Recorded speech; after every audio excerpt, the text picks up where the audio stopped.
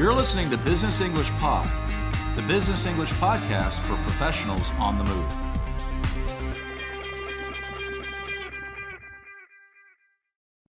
Hello, and welcome back to Business English Pod for another lesson in our English for Purchasing series. In today's lesson, we'll look at managing purchase orders and contracts. Before we get started, a quick reminder that a PDF transcript for this lesson, along with hundreds of others, is available on the BEP website. Premium members can also access extra resources for every lesson. To take a free trial, just head over to www.businessenglishpod.com. Finding the right vendors to supply you with key products, parts, or services is very tricky. Poor purchasing decisions can cost you time, money, and opportunities. But smart purchasing doesn't end with identifying the right vendor. Once you've done that, you need to ensure your contract and purchase orders support your goals and requirements. The contracting stage is critical. Even though the decision has been made, important terms still need to be discussed and clarified. Finalizing a purchase order or contract is your opportunity to make sure the vendor fully understands your expectations. If anything is unclear or missing, now is the time to raise questions or suggest changes. In these discussions about contracts, you might have to stand firm on things like timelines, or assert other elements that are non-negotiable. You might also have to ask for assurances or confirm specific contract terms, and you may have concerns about compliance issues that you need to state firmly. In today's dialogue, we'll listen to a phone conversation between Adam and Maya. Adam is a purchasing manager at a fitness equipment company called XFit. Maya works for a vendor that is going to provide a key component of XFit's line of treadmills. They are working through some of the terms of their business arrangement. As you listen to the dialogue, try to answer the following questions. 1. What does Adam say about the 30-day delivery schedule that's stated in the draft contract? 2. What specific terms does Adam need to confirm in the case of delivery delays? 3. What recent change in Maya's company gives Adam cause for concern?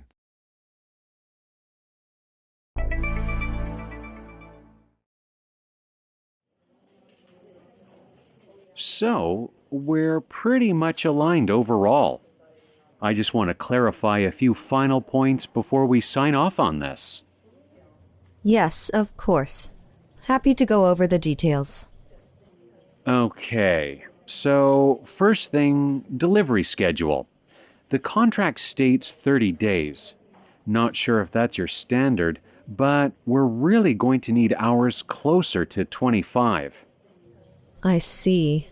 That might be tight, actually. Let me check with production. It could be possible if we prioritize your order, but I really need to check. Great, I'd appreciate that. And I'm sure delays are unlikely, but could I just verify the cancellation terms here? Sure. If delivery exceeds 10 days past the due date... Just one sec. We were going to change that to 7, right?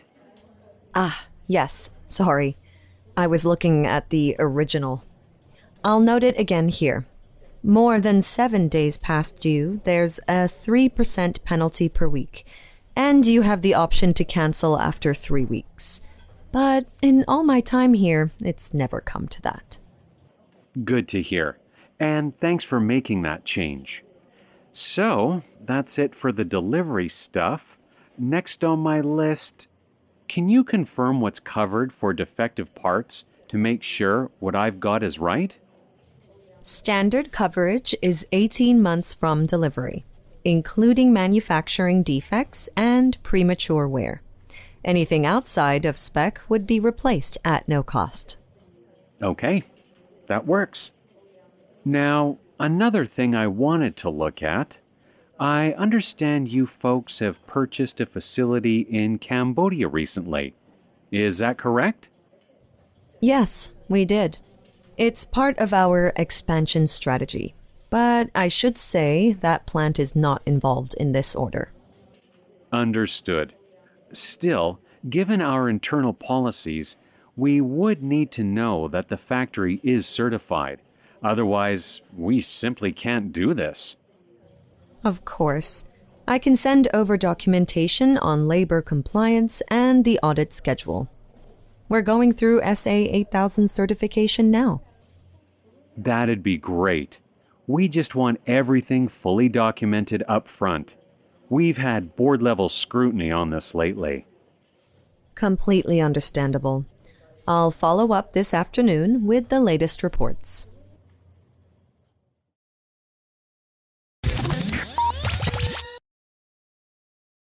Now let's go through the dialogue again and look at the language and techniques Adam uses when talking about the contract.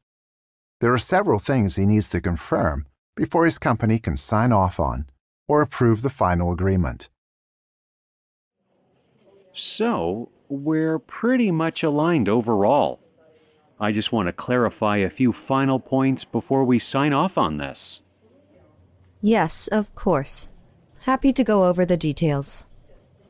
Okay, so first thing, delivery schedule. The contract states 30 days. Not sure if that's your standard, but we're really going to need hours closer to 25. The first thing Adam wants to talk about as they review the contract is the delivery schedule. A delivery schedule lays out timelines for the delivery of products. On this issue, Adam is quite firm. The contract says 30 days for delivery, but Adam insists on 25 days. He says we're really going to need the 25-day schedule in the contract. There are some contract terms you might be flexible on, but others you'll have to insist or stay firm on, as Adam demonstrates. Let's run through some more ways to stay firm on timelines. It's really critical for us to stick to the original delivery date. We can't afford delays on this one. The timeline can't change at all. That's later than we can really manage. Can you deliver on the 15th instead? I understand the issue, but we have to stay on schedule. So how does Maya respond to Adam insisting on a 25-day delivery schedule? Let's listen. I see. That might be tight, actually. Let me check with production. It could be possible if we prioritize your order, but I really need to check. Great, I'd appreciate that. And I'm sure delays are unlikely, but could I just verify the cancellation terms here? Maya says that 25 days might be tight. When we talk about timelines, tight means that the timeline is short, or there's not much room for mistakes. Maya is going to check with production to make sure 25 days is okay. And on the topic of timelines, Adam also wants to discuss what happens if there's a delay or late delivery. As he says, he wants to verify or confirm the cancellation terms. In this way, Adam is emphasizing the importance of the delivery schedule, and he's asking for reassurance. Asking diplomatically for reassurance is something you might do frequently when talking about a contract. It's part of managing risk. Let's run through some more examples of diplomatically asking for reassurance. Just to confirm, you'd let us know right away if any issues come up? Can I ask for some clarity on how delays would be communicated? I assume there's a backup plan in place if production runs behind. Would it be possible to get written confirmation on that? Now let's listen to the details about cancellation terms. As we can hear, it's a good thing that Adam asked for reassurance. Sure. If delivery exceeds 10 days past the due date, Just one sec. We were going to change that to 7, right? yes, sorry. I was looking at the original. I'll note it again here. More than 7 days past due, there's a 3% penalty per week, and you have the option to cancel after 3 weeks. But in all my time here, it's never come to that. Adam was smart to bring up the cancellation terms because Maya's version of the contract didn't include a change they'd agreed upon. Now that he's cleared up delivery issues, he can move on to another topic. Good to hear. And thanks for making that change. So, that's it for the delivery stuff. Next on my list, can you confirm what's covered for defective parts to make sure what I've got is right?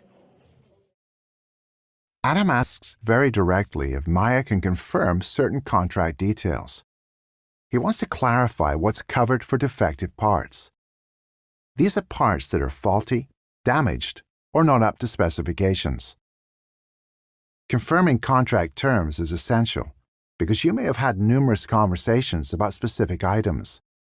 There may be different versions of the contract, and you want to make sure the final version includes exactly what you need.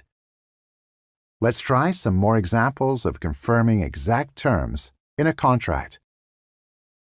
So, to confirm, the pricing stays fixed for the full 12-month period, correct? Just confirming, warranty coverage starts at the delivery date, right? And that includes shipping and handling, as per the quote, yes? Let me just make sure here. There's no prepayment required, right? These examples show how to state what you think is right and then ask for confirmation. Adam's approach was broader. He asked Maya to list what is covered in this part of the contract so he can match what she says to his understanding. Let's hear what Maya says about coverage or specific terms regarding defects and find out if it matches Adam's understanding. Standard coverage is 18 months from delivery, including manufacturing defects and premature wear. Anything outside of spec would be replaced at no cost. Okay, that works. Now, another thing I wanted to look at. I understand you folks have purchased a facility in Cambodia recently. Is that correct? After confirming that the terms related to defects are acceptable, Adam asks about a new issue. He asks Maya to confirm that her company has bought another facility or factory in Cambodia. It will be immediately clear to Maya that an American company would have compliance concerns about Cambodia. The country has faced scrutiny for many reasons, but especially labor practices. And to manage risk appropriately, Adam needs to introduce these compliance concerns before finalizing a contract. What are some other ways of introducing concerns about compliance when discussing a contract? Let's practice some more examples. We'll need to confirm that the facility meets our supplier code of conduct. Just to let you know, our board will ask about labor and sourcing compliance. If it's manufactured there, we'll need to see the audit results and certificates. We'll have to ensure this aligns with our commitment to environmental standards. Adam has introduced the issue of Cambodia quite generally, inviting Maya to comment. Let's hear how the issue is dealt with. Yes, we did. It's part of our expansion strategy. But I should say that plant is not involved in this order. Understood. Still, given our internal policies, we would need to know that the factory is certified. Otherwise, we simply can't do this. Maya deals with Adam's concern by saying the factory in Cambodia wouldn't be used in XFIT's order. But that's not quite good enough for Adam. This compliance issue is what we call non-negotiable. That means XFIT has absolutely no flexibility on the issue. Adam has to assert this non-negotiable very clearly. He says they need to know the factory is certified, or that it's been inspected and approved. If Maya's company can't show that, then, as Adam says, they can't do this. Adam makes it very clear that the compliance issue is absolutely critical. Let's run through some more ways of asserting a non-negotiable. We really don't have any flexibility on this particular point. It's essential. I need to be clear that this is a hard and fast requirement for us. Without that clause in writing, we simply can't move forward. We really can't proceed unless this condition is fully met. Is Maya willing to cooperate with Adam on this non-negotiable compliance issue? Let's listen. Of course. I can send over documentation on labor compliance and the audit schedule. We're going through SA 8000 certification now. That'd be great. We just want everything fully documented up front. We've had board-level scrutiny on this lately. Completely understandable. I'll follow up this afternoon with the latest reports. Maya is fully cooperative on the compliance issue. She's quick to agree to sending over all the documentation required, including an audit schedule and the SA 8000 certification. These are documents that will show that they're in compliance with standards. And Adam emphasizes the importance of the issue once again by pointing out that it's their board or board of directors that wants these assurances.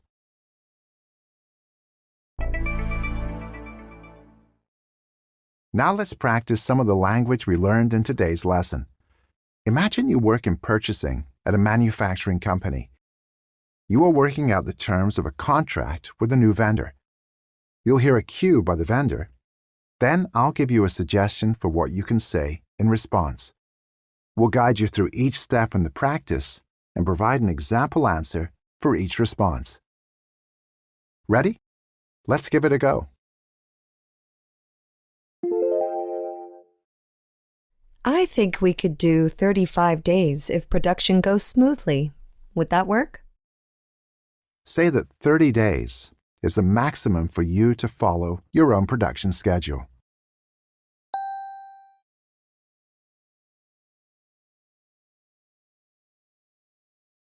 Answer: Well, we really need to keep it at 30 days to follow our own production schedule.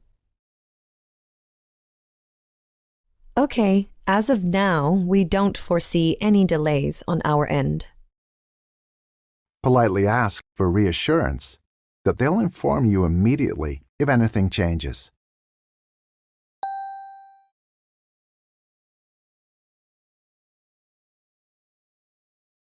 Answer: That's great. And just to confirm, you'll let us know right away if that changes, yeah? Yes, of course. Now, for the warranty, we cover 18 months after shipment. Confirm that the warranty also includes support for software-related issues.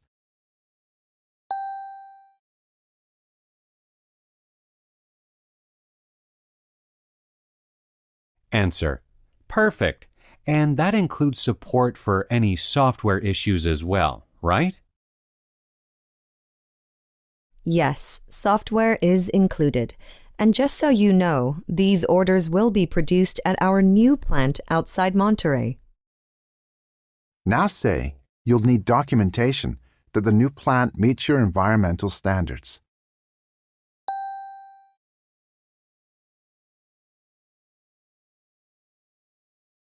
Answer: Okay, we'll need documentation showing that the plant meets our environmental standards.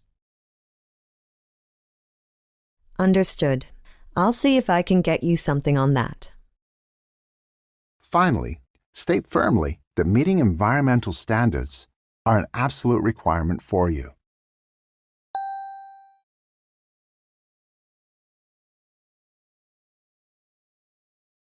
Answer: I must be clear here that meeting environmental standards is an absolute requirement. Now let's practice some of the vocabulary we've covered in this lesson. In a moment, you'll hear a series of sentences with a word replaced with a beep. Repeat each sentence, including the missing word. For example, if you hear, Could you confirm the proposed delivery for the order? you can say, Could you confirm the proposed delivery schedule for the order? after each response, we'll provide the correct answer. Let's begin. If there's any risk of a, we need to know at least a week in advance. Answer: if there's any risk of a delay, we need to know at least a week in advance.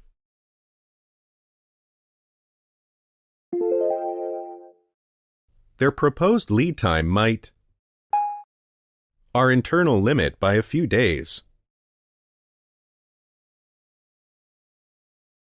Answer: their proposed lead time might exceed our internal limit by a few days.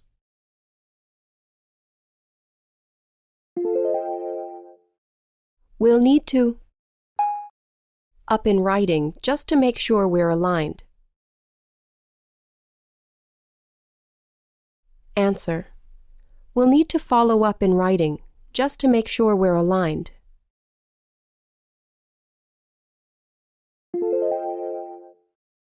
The order will be produced at their new outside Seoul.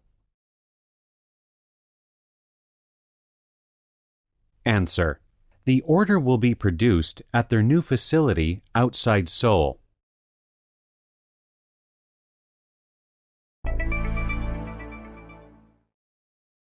We've reached the end of this lesson on managing purchase orders and contracts with new vendors. We've looked at staying firm on timelines and asking for reassurances. We've also covered how to confirm specific terms, introduce compliance concerns, and assert non-negotiables. For more practice, premium members can access the online quizzes and PDF transcripts for this and other lessons on the BEP website. Not a member yet? Then head over to www.businessenglishpod.com and sign up for a free trial to preview some of the extra resources available to members. Thanks for listening, and see you again soon.